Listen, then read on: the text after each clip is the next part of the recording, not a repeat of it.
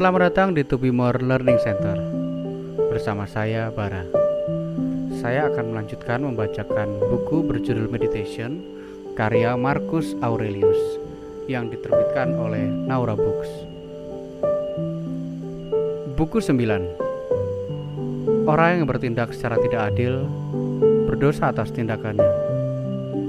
Karena alam semesta menciptakan makhluk rasional agar satu dengan lainnya bisa saling membantu sesuai dengan tugas masing-masing, bukan untuk saling melukai. Maka, jika ada orang yang bertindak tidak sesuai dengan kehendak alam semesta, dirinya jelas-jelas berdosa pada dewa tertua. Dan orang yang berbohong juga berdosa terhadap dewi yang sama, karena kodrat dari keseluruhan adalah kodrat dari segala yang ada, dan segala yang ada memiliki hubungan dengan semua yang mulai mewujud. Dan lebih lanjut lagi, dewi tersebut bernama kebenaran, dan ia adalah penyebab asli dari semua yang benar. Orang yang sengaja berbohong berdosa karena ia bertindak tidak adil dengan cara menipu. Dan orang yang tidak sadar berbohong berdosa karena ia tidak selaras dengan kodrat keseluruhan dan mengganggu keteraturan dengan melawan kodrat alam semesta. Dan alam semesta bertarung ketika ia membiarkan dirinya dibawa melawan kebenaran. Ia telah menerima petunjuk dari alam, dan dengan mengabaikannya, ia sekarang tidak mampu membedakan yang salah dari yang benar. Dan sungguh, manusia mengejar kenikmatan sebagai kebaikan dan menghindari rasa sakit seperti kejahatan jelas berdosa. Manusia seperti itu pasti sering menyalahgunakan kodrat universal, menuduhnya atas pembagian yang tidak adil antara orang jahat dan orang baik. Karena orang jahat seringkali tenggelam dalam kenikmatan dan memiliki harta benda yang membawa kenikmatan. Sedangkan orang baik sering mendapat rasa sakit dan segala sesuatu yang menyebabkan rasa sakit. Lebih jauh lagi, orang yang takut akan rasa sakit terkadang juga akan takut pada beberapa hal yang akan terjadi di dunia ini. Dan bahkan itu adalah dosa. Orang yang mengejar kenikmatan tidak akan menahan diri dari perbuatan yang tidak adil. Dan ini adalah dosa yang jelas. Mengenai hal-hal yang kodrat universal perlakukan dengan netral, karena ia tidak akan menciptakan hal yang saling berlawanan ini. Jika ia tidak netral terhadap keduanya, terhadap hal-hal ini, mereka yang ingin mengikuti alam harus memiliki pemikiran yang sama dengannya dan memiliki perasaan yang sama netralnya. Maka, terhadap rasa sakit dan kesenangan, kematian dan kehidupan, keteraran dan aib, hal-hal yang diperlakukan kodrat universal dengan netral. Siapapun yang tidak bersikap netral jelas melakukan dosa. Ketika aku mengatakan kodrat universal memperlakukan hal-hal ini dengan netral, yang aku maksud adalah mereka terjadi dengan tidak memihak oleh sebab dan akibat terhadap semua yang muncul dan berutang atas keberadaan pada pemenuhan dorongan asli dari sang takdir. Di bawah dorongan ini, sang takdir berangkat dari premis pertama untuk menetapkan tatanan alam semesta ini. Ia telah memahami prinsip-prinsip ketentuan tentang apa yang akan terjadi dan menentukan kekuatan generatif untuk menciptakan substansi, transformasi, dan regenerasi berturut-turut. Merupakan takdir yang paling membahagiakan jika bisa meninggalkan umat manusia tanpa pernah merasakan kebohongan, kepura-puraan, kemegahan, dan kesombongan. Namun, mengembuskan nafas terakhirmu saat sudah merasa muak dengan hal-hal tersebut merupakan perjalanan terbaik berikutnya, kata pepatah. Atau apakah kau sudah memutuskan untuk menuruti kejahatan?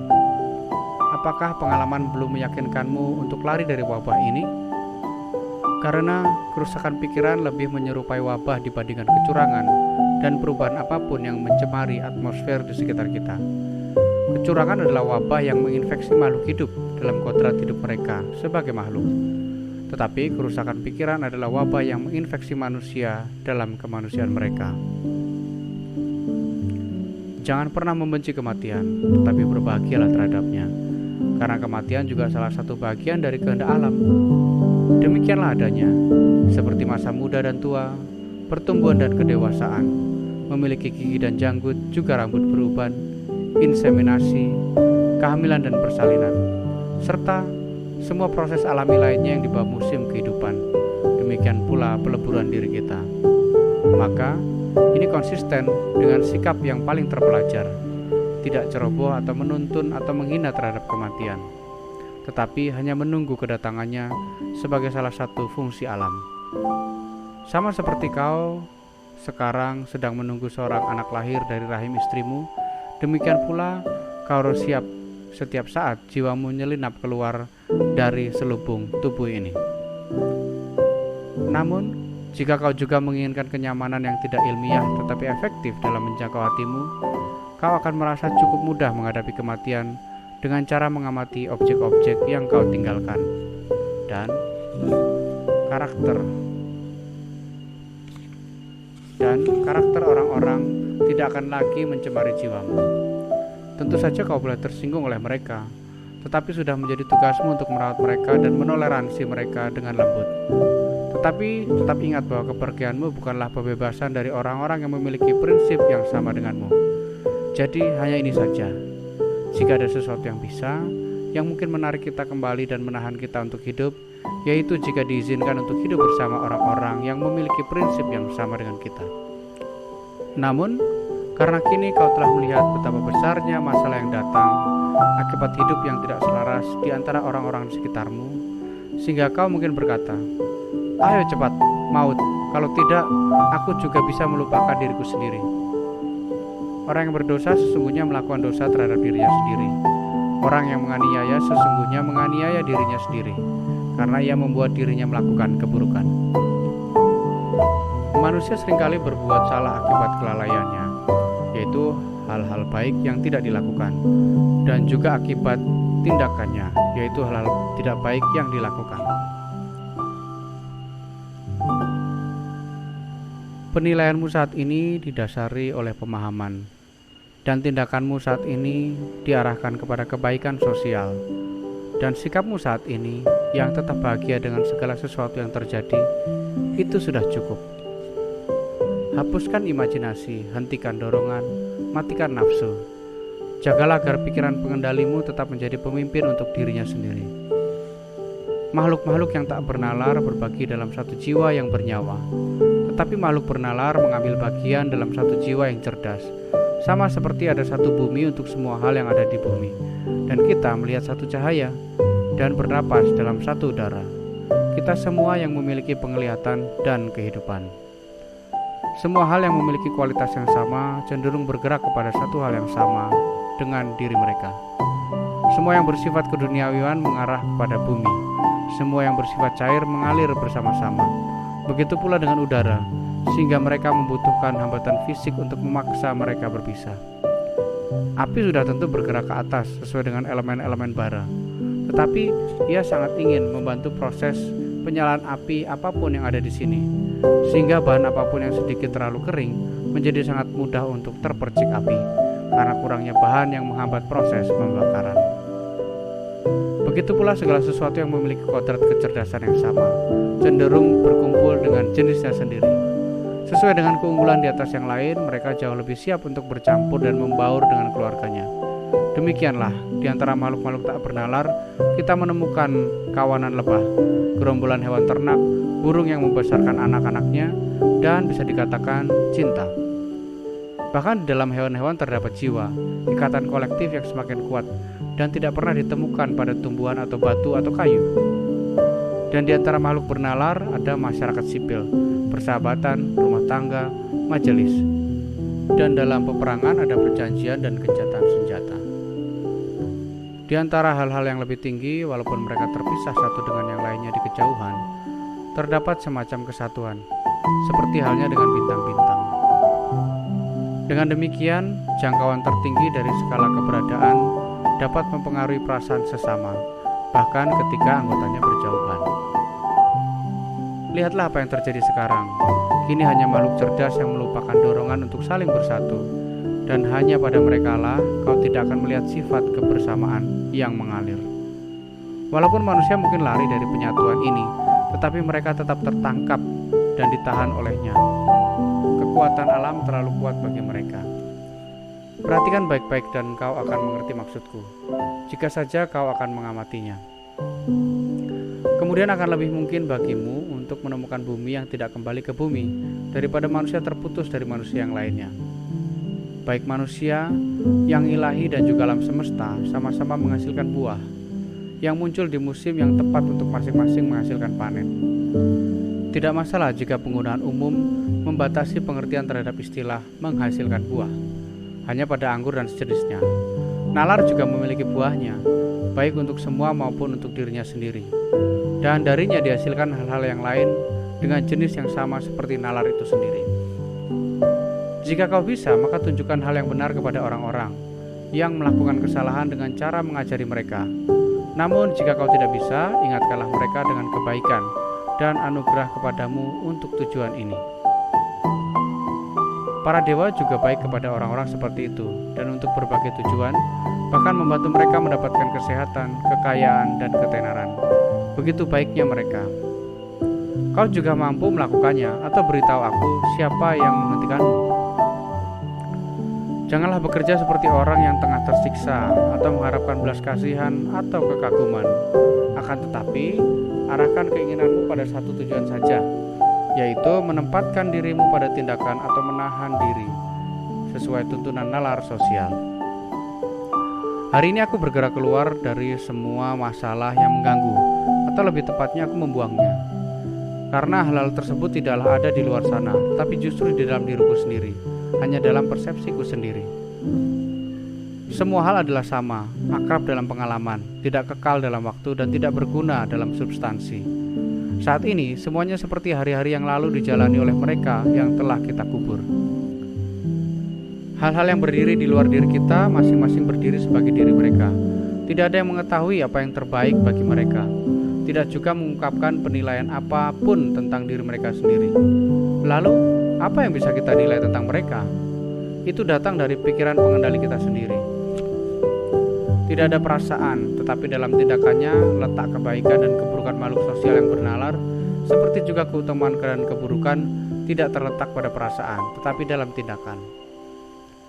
Bagi sebuah buku yang dilempar ke atas, tidak ada yang buruk saat terjatuh, juga tidak ada yang baik saat terlempar ke atas.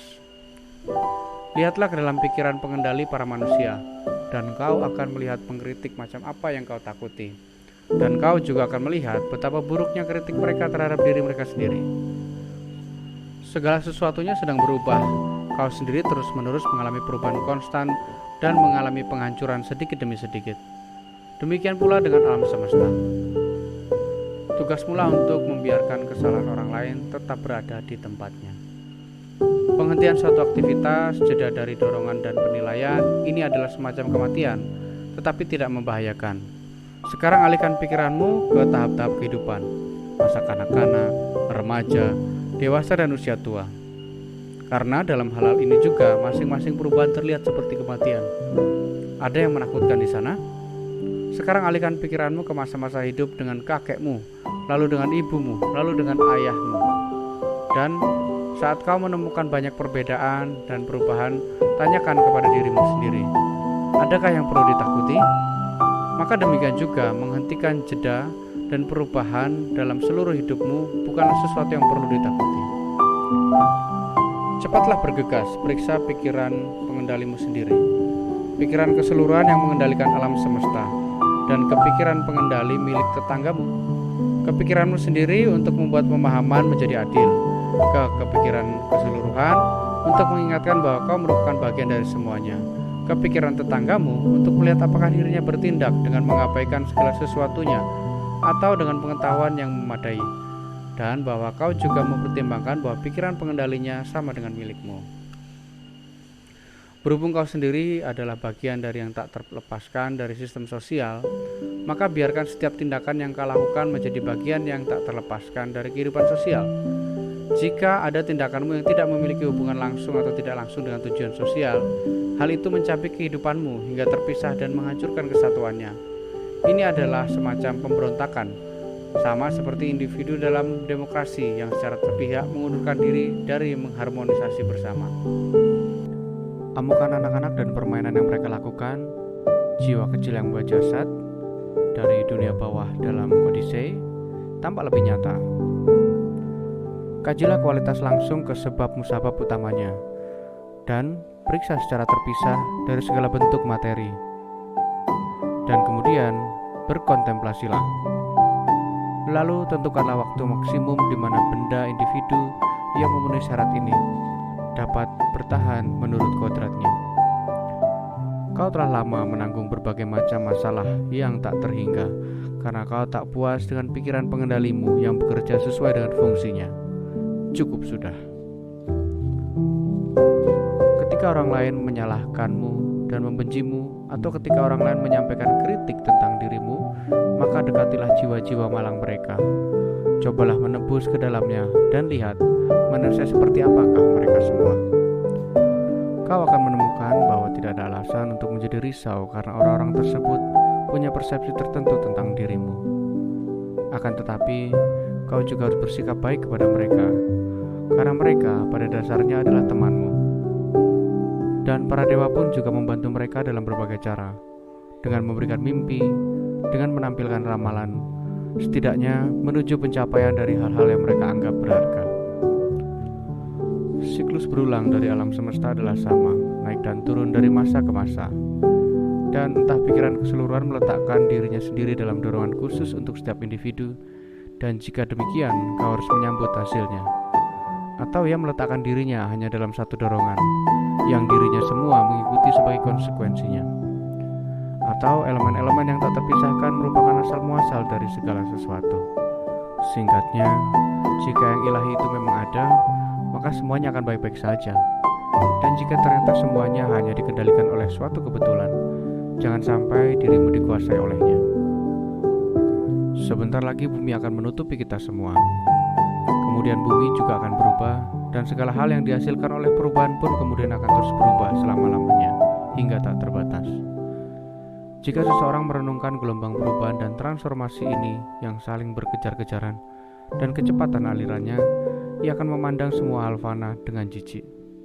Sebab musabab universal adalah seperti semburan musim dingin. Ia menyapu semua yang ada di alirannya. Namun, betapa tidak bergunanya semua orang malang ini yang terlibat dalam permasalahan politik dan menganggap diri mereka seorang filsuf. Mereka semua adalah orang yang beromong kosong. Jadi, wahai manusia, lakukan apa yang dituntut alam semesta ini. Mulailah segera. Jika kau mampu, jangan melihat ke sekelilingmu untuk memastikan apakah orang akan tahu. Jangan berharap mendapatkan republik utopis milik Plato, tetapi menjadi puaslah dengan langkah terkecil ke depan jika itu berjalan dengan baik. Dan anggap bahwa peristiwa itu bukan pencapaian yang sepele. Dan siapa yang bisa mengubah opini orang-orang? Tanpa perubahan opini, alternatif apa yang tersedia untuk perbudakan manusia-manusia yang mengerang ketika mereka berpura-pura patuh? Marilah bicara padaku sekarang tentang Alexander dan Philip dan Demetrius dari Palerum. Mereka sendiri akan menilai apakah mereka telah menemukan kehendak alam semesta dan melatih diri mereka agar sesuai dengan itu. Namun, jika mereka hanya bertingkah seperti pahlawan dalam peran dramatis, tidak ada yang mengutukku untuk meniru mereka. Karya filsafat itu mudah dan sederhana. Jangan merayuku untuk menjadi lamban dan sombong.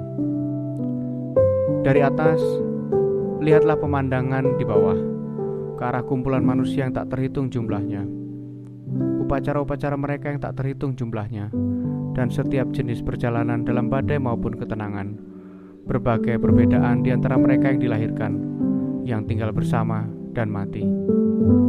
Pertimbangkan juga kehidupan yang pernah dijalani oleh orang lain di masa lampau, jauh sebelum dirimu, dan kehidupan yang akan dijalani setelahmu, dan kehidupan sekarang yang dijalani di antara bangsa-bangsa biadab.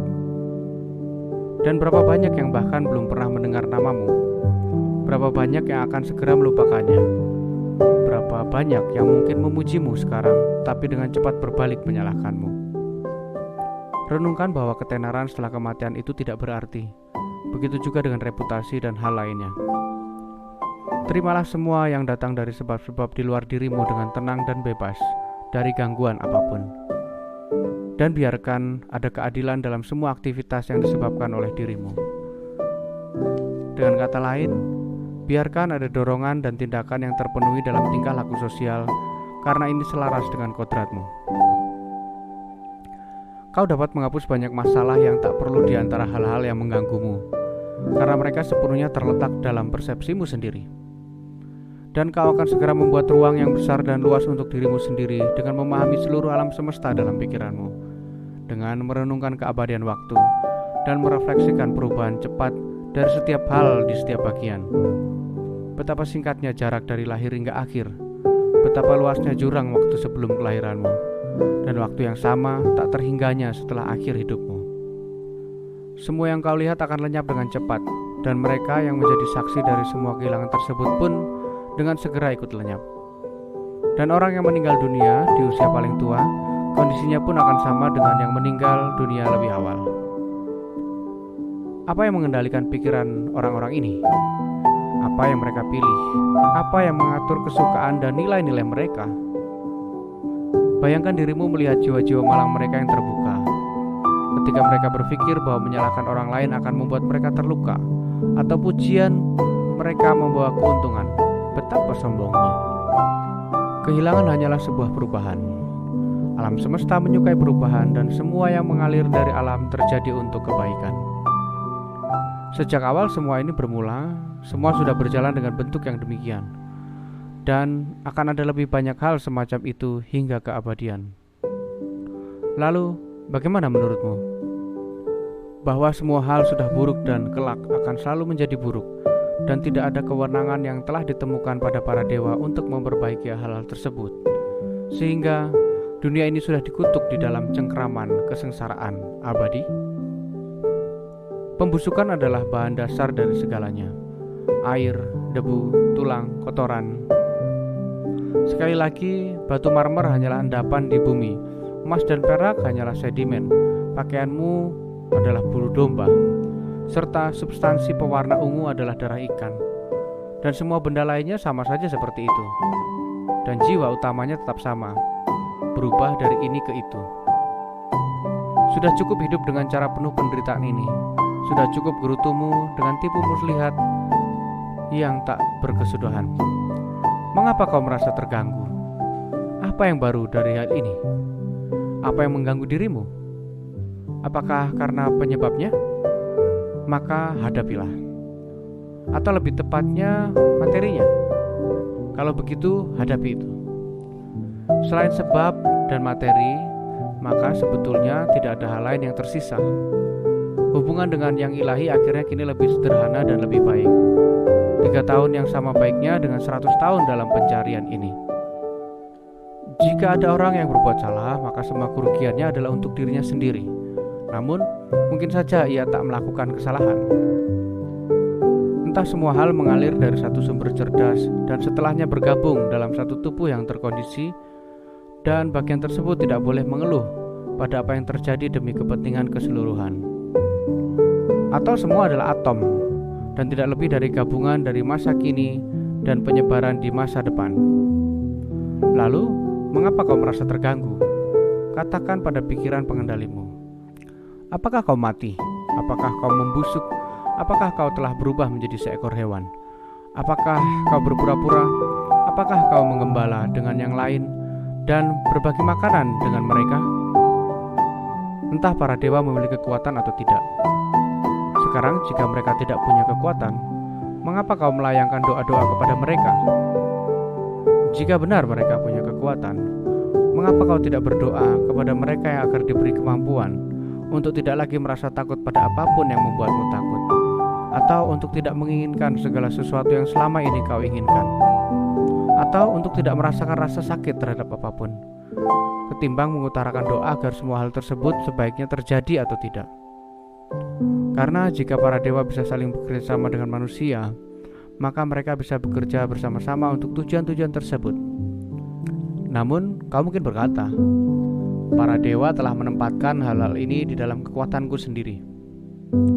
Bukankah lebih baik untuk menggunakan apa yang menjadi kekuatanmu seperti seorang manusia yang bebas, ketimbang untuk menginginkan hal tersebut dengan cara yang seperti budak atau abdi, di mana semuanya seolah-olah tidak ada di dalam kewenanganmu? Dan siapa yang memberitahumu bahwa para dewa tidak membantu kita, bahkan dalam menjalani hal-hal yang berada di dalam kewenangan kita? Mulailah kemudian untuk mengucapkan doa-doa pada hal-hal demikian, dan kau pun akan melihatnya. Seorang laki-laki berdoa, bagaimana aku bisa tidur dengan wanita itu? Doanya adalah, bagaimana agar aku bisa kehilangan hasrat untuk tidur dengannya. Orang lain berdoa, bagaimana aku bisa menyingkirkan orang itu? Kau berdoa, bagaimana aku bisa menghentikan ingin menyingkirkan dia? Orang ketiga berdoa, bagaimana aku bisa menyelamatkan putra kecilku? Doamu, bagaimana aku bisa belajar untuk tidak takut kehilangan? Dan seterusnya. Ubah semua doamu menjadi seperti itu dan amatilah apa yang terjadi.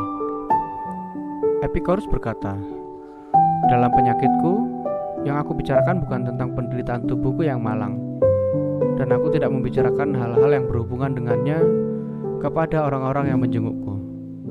Tetapi aku terus membahas prinsip-prinsip utama filsafat alam semesta seperti sebelumnya, dengan referensi khusus untuk titik ini. Bagaimana pikiran ikut serta dalam gangguan yang terjadi pada tubuh tersebut, tetap menjaga ketenangannya dan mengajar kebaikannya sendiri. Dia melanjutkan, aku juga tidak mengizinkan para dokter untuk membanggakan pencapaian besar apapun, tetapi hidupku terus berjalan dengan baik dan pantas. Contoh untukmu yang dalam keadaan sakit, jika kau sakit, dan dalam keadaan apapun lainnya. Jangan pernah meninggalkan filsafat dengan segala kejadian yang menimpa kita, atau bergabung dengan obrolan bodoh orang awam yang tidak berpendidikan, atau orang yang tidak dekat dengan alam. Inilah prinsip semua ajaran filsafat. Berkonsentrasilah hanya pada pekerjaan saat ini, dan alat yang kau gunakan untuk melakukannya.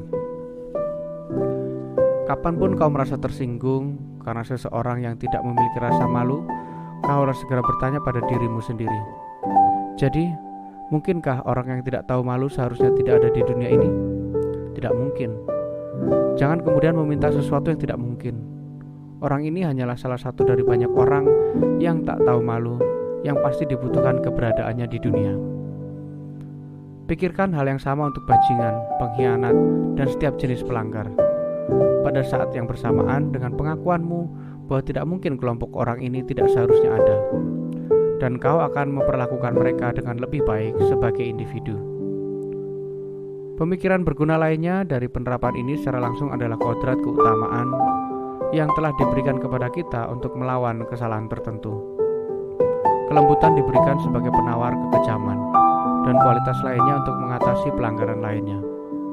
Secara umum, kau selalu dapat mendidik kembali orang yang tersesat dan siapapun yang melakukan kesalahan, setelah melesat dari tujuan yang semestinya dan tersesat. Lagi pula, kerugian apa yang telah kau derita? Kau akan menemukan bahwa tidak ada satupun dari mereka yang membuatmu marah, telah melakukan sesuatu yang mampu membuat pikiranmu menjadi lebih buruk. Tetapi segala hal yang buruk dan berbahaya bagimu pada dasarnya hanya ada di dalam pikiranmu. Lagi pula, di manakah letak kerugian atau keanehannya? Jika seseorang yang belum dididik memang berperilaku seperti orang yang tidak berpendidikan. Pertimbangkan, tidakkah seharusnya kau menyalahkan diri sendiri karena tidak mengantisipasi bahwa orang ini akan membuat kesalahan? Karena kau memiliki sumber daya yang diberi oleh nalarmu untuk memperhitungkan kemungkinan orang ini berbuat salah, tetapi kau lupa dan sekarang terkejut melihat mereka telah melakukan kesalahan. Namun di atas segalanya, ketika kau mengeluh tentang ketidaksetiaan dan rasa tidak tahu berterima kasih, lihatlah dirimu sendiri. Kesalahan jelas ada di tanganmu sendiri. Entah karena kau percaya bahwa orang dengan karakter seperti itu akan menepati janjinya, atau kau memberi bantuan, kau tidak melakukannya dengan benar, atau kau melakukan dengan cara tertentu sehingga kau mendapat imbalan. Apalagi yang kau inginkan ketika kau membantu orang? Apakah kau tidak puas karena telah melakukan sesuatu yang sesuai dengan kodratmu sendiri, dan apakah kau sekarang memberi harga untuk itu? Seolah-olah mata menuntut upah untuk melihat atau kaki untuk berjalan. Sama seperti anggota-anggota tubuh ini diciptakan untuk tujuan tertentu dan memenuhi kodratnya yang tepat dengan bertindak sesuai dengan konstitusi mereka sendiri. Demikian pula manusia diciptakan oleh alam untuk melakukan kebaikan. Dan ketika seseorang melakukan sesuatu yang baik atau berkontribusi pada kepentingan bersama dengan cara lainnya, maka ia telah bertindak sesuai dengan tujuan ia diciptakan, dan ia mewarisi kebaikan miliknya sendiri. Bersambung ke buku 10.